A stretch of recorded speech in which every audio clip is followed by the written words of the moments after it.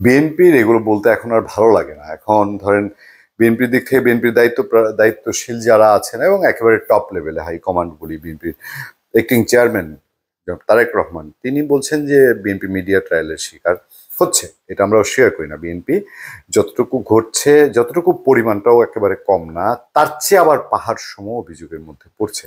এবং তাকে ওই আমি বলেছি যে পাড়ার ছিচকা চোরও কিছু একটা করলে পরে একেবারে যারা পেশাদার, এই আওয়ামী লীগ বিএনপি এগুলোর মধ্যে কোনো গন্ধ নেই, সে কিছু এখন করলে পরেও নাম আসে যে অমুক বিএনপির খুঁজে ফিরে বিএনপির অমুক ইউনিটের স্বেচ্ছাসেবক দলের এত ওয়ার্ডের এত নাম্বার কমিটিতে উনি আছে, এরকম কিছু ঘটনা ঘটে। আবার এটাও সত্যি, বিএনপির ওই যে যারা আমি আপনাদেরকে বলি যে এরা পণ করে নেমেছে যে এই দলটাকে শেষ না করা পর্যন্ত এরা ঘরে ফিরবে না। এখানে হাইব্রিড আছে, এখানে খাই খাই পার্টি আছে, এখানে আবার কিছু বিচিত্র টাইপের লোক আছে, আবার যারা কিরিং দারিং বেশি জানে, মানে ধরেন প্রতিপক্ষ তাদের মধ্যে আছে, কিছু ঢুকিয়ে দিয়েছে, বিভিন্ন লেবাসের অন্য সংগঠনের লোকজন এসে ঢুকেছে।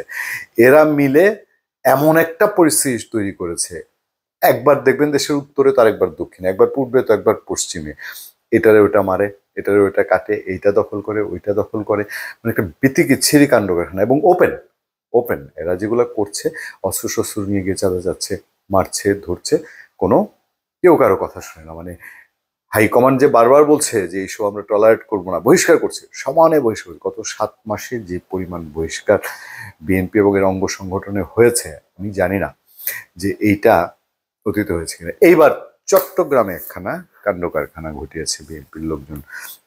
সেই মান সম্মানে এদের আসলে মান সম্মান, দলের সম্মান, দলের ভবিষ্যৎ, দলের ক্ষতি হচ্ছে, এই টাইপের লোকগুলো এগুলো বলতে দেখে না। এরা মনে করছে এইটাই শেষ, এই অন্তর্বর্তীকালীন 7 মাসে আমরা যা করি এটাই আমাদের পাওয়া।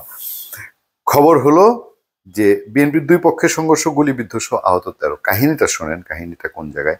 চট্টগ্রামের রাউজানে ইফতার মাহফিলকে কেন্দ্র করে, ইফতারকে কেন্দ্র করে বিএনপির দুই পক্ষের দফায় দফায় সংঘর্ষ, পাল্টাপাল্টি ধাওয়ার ঘটনা হয়েছে। একজন গুলিবিদ্ধ, উভয় পক্ষের অন্তত 13 জন আহত হয়।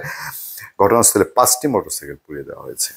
মানে ইফতারেও শান্তি নেই। এটা জাতীয় পার্টির প্রোগ্রামে গিয়ে করে। জাতীয় পার্টির প্রোগ্রামে এখন তো সমন্বয়কও নাই অফিসিয়ালি, বৈষম্য বিরুদ্ধে নাই অফিসিয়ালি, কিন্তু ওইসব সিল দিয়ে গিয়ে করছে।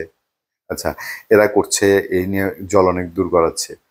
বিএনপি ইফতার মাহফিলে নিজেদের আধিপত্য নিয়ে এরকম করছে। এটা বুধবারের ঘটনা। উপজেলার নোয়াজিশপুরের ইউসুফ খান দিঘি এবং বিকেল 4টায় এক ইউনিয়নের 4 নম্বর ওয়ার্ডের মদন চৌধুরী বাড়ি জামে মসজিদ মাঠে এ ঘটনা ঘটে। মাঠ আবার বেছে নিয়েছে খেলার জন্য। হ্যাঁ, সংঘর্ষে বিএনপি চেয়ারপারসন উপদেষ্টা কাউন্সিলের সদস্য গোলাম আকবর খন্দকারের অনুসারী গুলিবিদ্ধ যুবদল কর্মী মোহাম্মদ কায়ুম এবং কেন্দ্রীয় কমিটির ভাইস চেয়ারম্যান গিয়াসউদ্দিন কাদের চৌধুরীর অনুসারী যুবদল নেতা গাজী মোর্শেদ গুরুতর আহত হয়েছেন। সালাউদ্দিন কাদের চৌধুরীর ভাই কায়ুম কপালে গুলিবিদ্ধ হন এবং কিরিচের কোপে গাজী মোর্শেদের পেটের ভুঁড়ি বের হয়। চিন্তা করেন। তাদের উদ্ধার করে চট্টগ্রাম মেডিকেল কলেজ হাসপাতালে ভর্তি করা হয়। স্থানীয় নেতাকর্মীরা জানান, নোয়াজিশপুর মদন চৌধুরী জামে মসজিদ মাঠে, মূল কাহিনীতে যাচ্ছি এখন।